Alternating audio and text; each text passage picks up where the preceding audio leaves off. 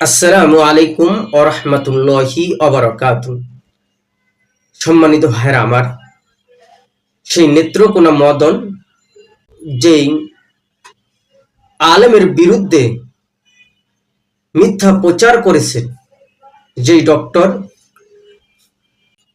যখন মামলা হলো, যখন পুলিশ যখন তদন্ত করে পুলিশ যখন গ্রেফতার করলো এই হুজুরকে, তখন পারিবারিকভাবে সালিশি হলো।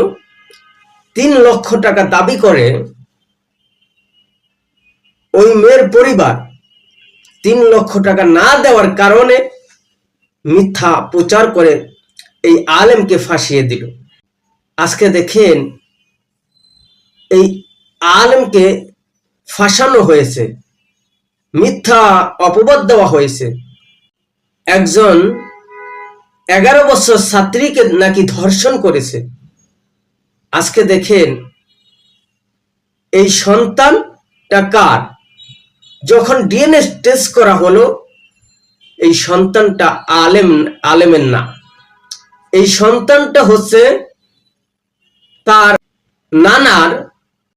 নানা এই ধরনের কাজ করেছে।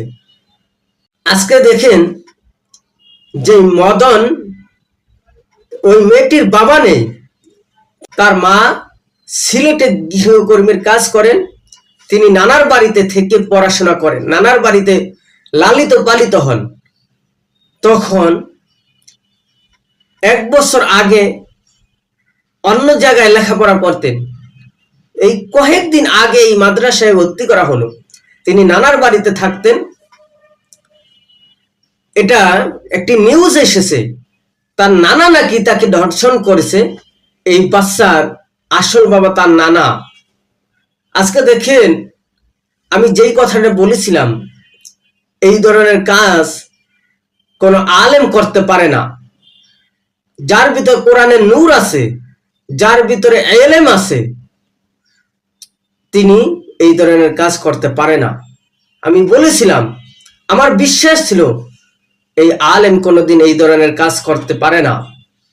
আজকে দেখেন, সেই মিথ্যা প্রচারে 3 লক্ষ টাকা দায়ে 3 লক্ষ টাকা আলেম না দিতে পেরে, 3 লক্ষ টাকা আলেম না দেওয়ার কারণে তাকে ফাঁসিয়ে দিল।